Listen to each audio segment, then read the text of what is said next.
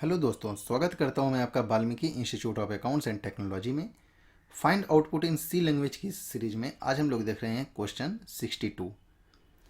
दोस्तों यहां पर आप ध्यान दीजिए, हमने ये 3 लाइन का कोड लिखने के बाद प्रिंटफ फंक्शन का यूज किया है और फिर हमने ये 2 एक्सप्रेशन लिखने के बाद फिर अगेन प्रिंटफ फंक्शन का यूज किया है। और आपको दोस्तों A B C D X Y की वैल्यू पता करनी है कि A B C D X Y के अंदर कौन सी वैल्यू स्टोर हुई है और ये कौन सी वैल्यू यहाँ पर प्रिंटफ फंक्शन प्रिंट करेगा।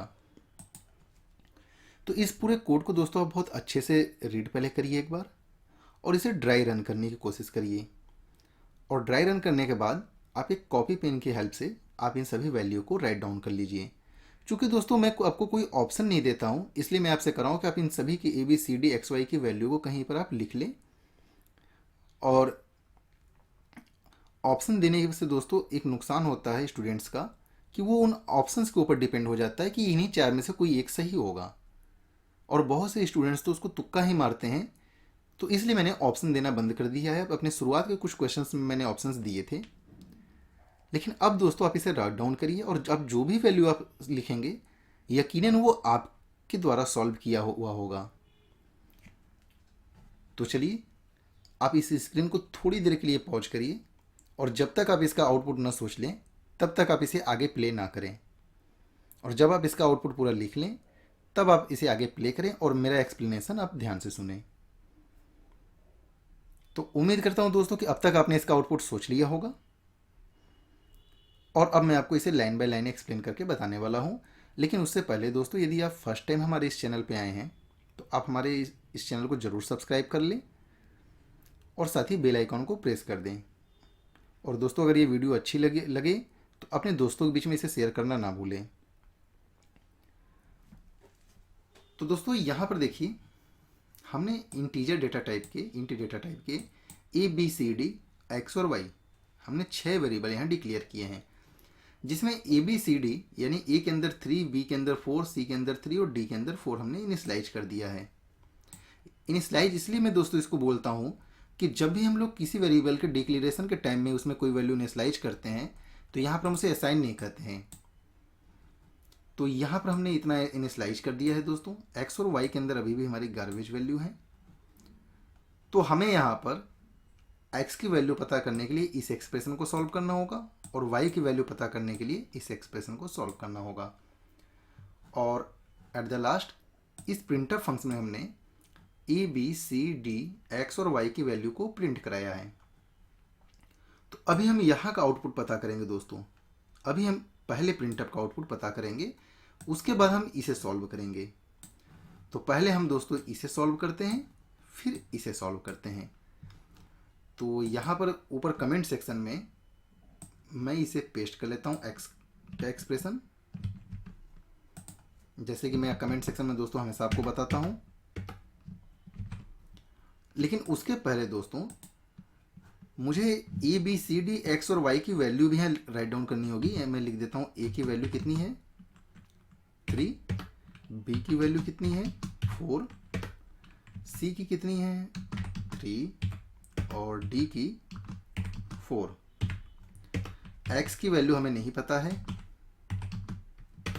और वाई की वैल्यू भी हमें अभी नहीं मालूम है। तो x की वैल्यू के लिए मुझे इस एक्सप्रेशन को सॉल्व करना होगा और जो भी वैल्यूज चेंज होगी दोस्तों वो मैं यहाँ पर चेंज करता रहूँगा।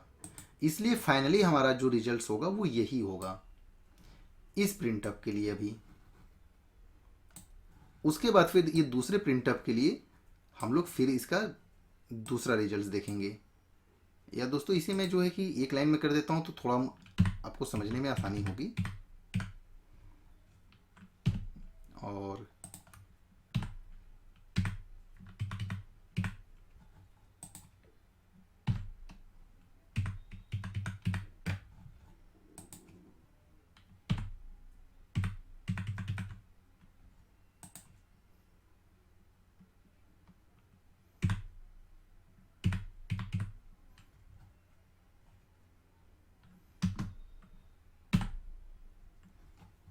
क्लियर दोस्तों, हमने यहाँ पर ए की वैल्यू 3, बी की वैल्यू 4, सी की वैल्यू 3, डी की वैल्यू 4, एक्स और वाई ये मैंने एक लाइन में कर दिया, तो आपकी आसानी से समझने के लिए, आपको आपकी सुविधा के लिए, क्योंकि मुझे इन दोनों का पता करना है तो मुझे 2 लाइन यूज करनी होंगी। तो मैं इसके आगे लिख देता हूं अभी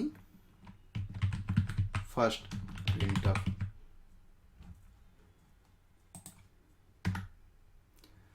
अब दोस्तों देखिए, यहां पर मुझे इसे सॉल्व करना है। पहले हमारा ये जो एक्सप्रेशन है पहला, इसे मुझे सॉल्व करना होगा। तो जो भी रिजल्ट आएगा वो एक्स के अंदर जाके स्टोर होगा। तो यहां पर देखिए ए असाइन 5 एक ब्रैकेट के अंदर है, लॉजिकल एंड ऑपरेटर का यूज किया गया, और दूसरे ब्रैकेट में है बी असाइन 7। तो यहां पर जो असाइनमेंट ऑपरेटर है दोस्तों, और ये लॉजिकल एंड ऑपरेटर है, तो इन सब में जो देखिए ये हमारा एक ऑपरेटर है असाइनमेंट, ये हमारा ब्रैकेट है अभी लॉजिकल एंड, और ये ब्रैकेट। तो लॉजिकल एंड के ये दोनों ऑपरेंड हैं, और सी लैंग्वेज के अंदर लॉजिकल एंड ऑपरेटर्स के ऑर्डर ऑफ इवेल्युएशंस डिफाइन किए गए हैं। यानी कि इसमें पहले कौन सॉल्व होगा, कैसे सॉल्व होगा, ये कंपाइलर को पता है, और सभी कंपाइलर्स को पता है। तो सबसे पहले ये सॉल्व होगा। तो मैं यहाँ इसे एक बार और पेस्ट करता हूँ। तो यहाँ पर ए की असाइन 5, यानी ए के अंदर वैल्यू क्या हो जाएगी 5। तो यहाँ पर मैं लिख देता हूँ इसका रिजल्ट जो आने वाला है वो है 5। तो अब इसके साथ ही यहाँ पर ए की वैल्यू भी हो गई है 5, क्योंकि देखिए यहाँ पर ए के अंदर 5 असाइन होगा, तो इसका ओवरऑल रिजल्ट जो होगा वो होगा 5, और ए की वैल्यू भी तो इसके साथ चेंज हो गई, 3 से 5 हो गई। उसके बाद बी असाइन 7 सॉल्व होगा, और जब बी असाइन 7 सॉल्व होगा तो ओवरऑल यहाँ पर जो रिजल्ट आएगा वो होगा 7, और बी की वैल्यू चेंज होके क्या हो जाएगी, बी की वैल्यू चेंज होके 4 से हो जाएगी 7, और यहाँ पर हो जाएगा 7। अब सी लैंग्वेज में नॉन जीरो वैल्यू हमारी ट्रू होती है और जीरो फॉल्स होती है। लॉजिकल एंड ऑपरेटर तभी हमें ट्रू रिटर्न करेगा जब इसके दोनों ऑपरेंड ट्रू हों। तो आप देखिए ये भी नॉन जीरो है, ये भी नॉन जीरो है, तो दोनों ही नॉन जीरो हैं, तो इसका रिजल्ट क्या आएगा, लॉजिकल एंड ऑपरेटर हमें देगा यहाँ पर ट्रू, यानी कि ट्रू कहने का मतलब 1। सी लैंग्वेज में 1 को ट्रू बोला जाता है और 0 को फॉल्स। तो यहां पर ये 1 है, ये ट्रू है। तो अब यहां पर x के अंदर क्या स्टोर हो गया दोस्तों 1। अब हम दूसरे एक्सप्रेशंस को लेते हैं और इसे सॉल्व करते हैं।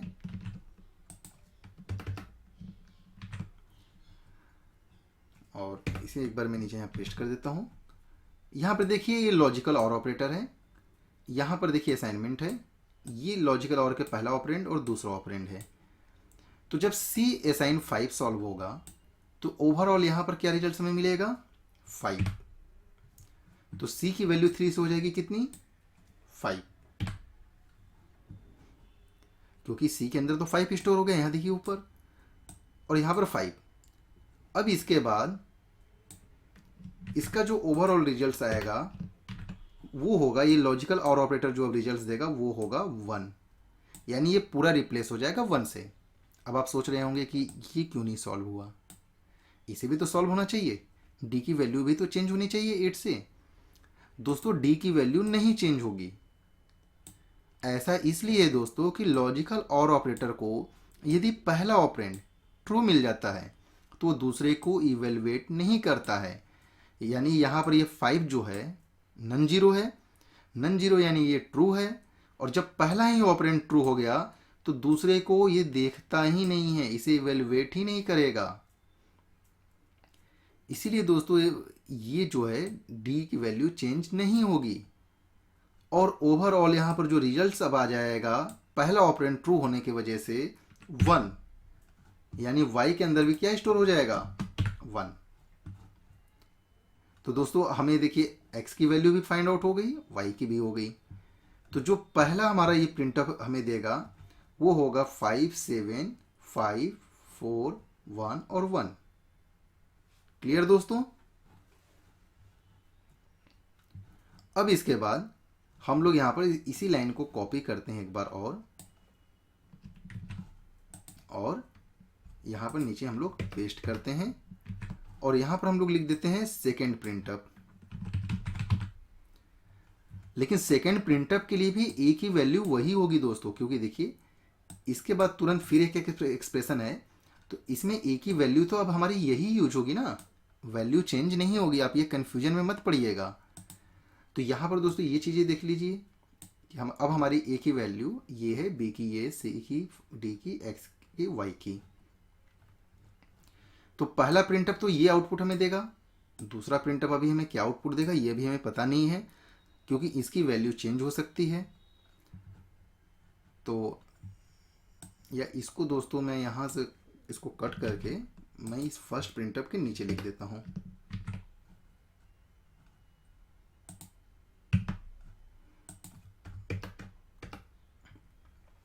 अब ये दोस्तों सही है। ये हमारा दोनों एक्सप्रेशन फर्स्ट प्रिंटअप के लिए था।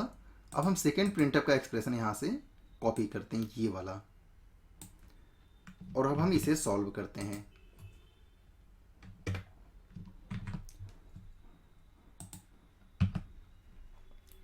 तो दोस्तों यहाँ पर देखिए असाइनमेंट ऑपरेटर है, इक्वल टू ऑपरेटर है, लॉजिकल एंड है और असाइनमेंट ऑपरेटर है। तो यहाँ पर हमारा सबसे पहले सॉल्व होने वाला ऑपरेंड ये है, ए इक्वल 6। ए की वैल्यू कितनी है? ए की वैल्यू है 5। ए की वैल्यू जब 5 है तो ए इक्वल 6, कंडीशन तो ये फॉल्स हो गई। तो यहाँ पर हमें क्या मिलेगा?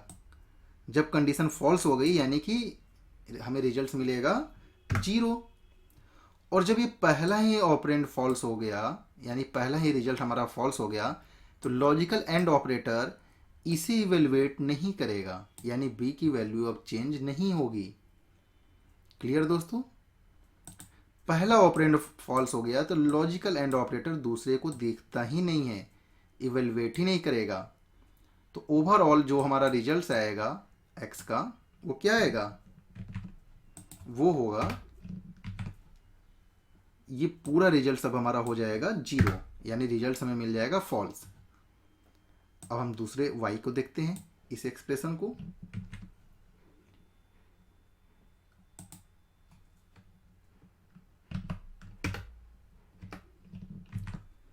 अब यहां पर देखिए दोस्तों, अब यहां पर जो है c इक्वल 6 और d असाइन 10।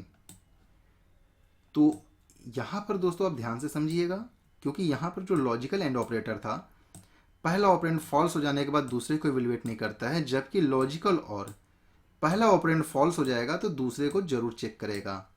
यानी रिजल्ट अगर इसका फॉल्स आ रहा है तो ये दूसरे को देखेगा, और अगर पहला ही ट्रू हो गया तब दूसरे को नहीं चेक करता है। तो इसे मैं एक बार और यहाँ पेस्ट करता हूँ। अब c की वैल्यू कितनी है? देखिए c की वैल्यू है 5, तो 5 इक्वल 6। कंडीशन दोस्तों ये फॉल्स हो रही है, यानी कि इसका रिजल्ट हमें मिलेगा फॉल्स में, यानी कि 0। तो लॉजिकल और ऑपरेटर क्या करता है कि अगर पहली कंडीशन फॉल्स हो गई तो ये दूसरे को इवेलुएट करता है।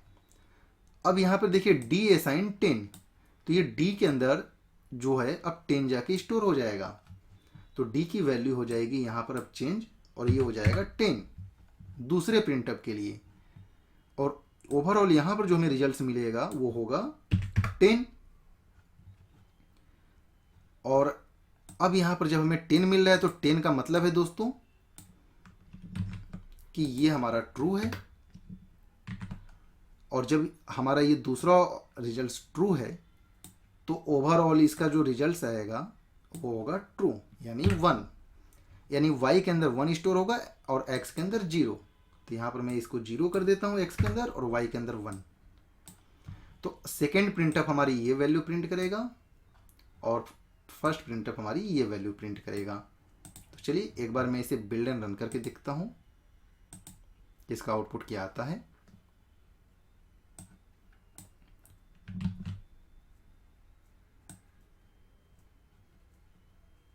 देखिए दोस्तों, a की वैल्यू 5, ये पहला प्रिंटअप हमारा है, b की वैल्यू 7, c की वैल्यू 5 और d की वैल्यू 4, x की वैल्यू 1 और y की वैल्यू 1। देखिए x की वैल्यू 1 और y की वैल्यू 1। क्लियर दोस्तों? ये पहला हमारा प्रिंटर एकदम सही है आउटपुट। अब हम दूसरे प्रिंटअप के आउटपुट को चेक करते हैं। देखिए दूसरा जो हमारा प्रिंटअप है, ए की वैल्यू 5, बी की वैल्यू 7, सी की वैल्यू 5। ये देखिए ए की वैल्यू 5, बी की वैल्यू 7 और सी की वैल्यू 5।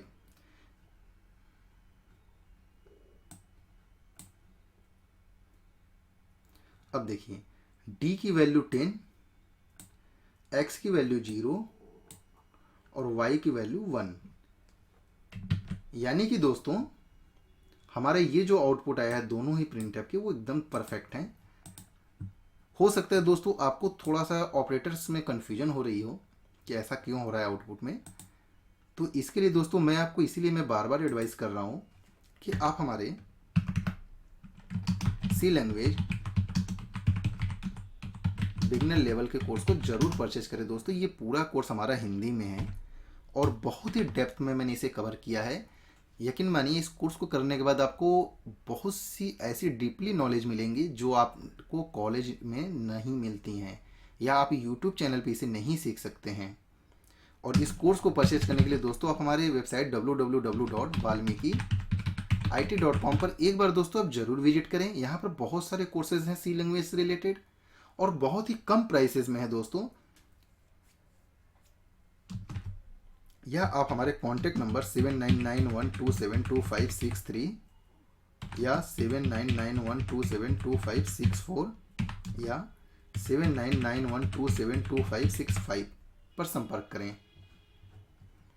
तो उम्मीद करता हूं दोस्तों कि ये पूरा क्वेश्चन आपको अच्छे से समझ में आया होगा।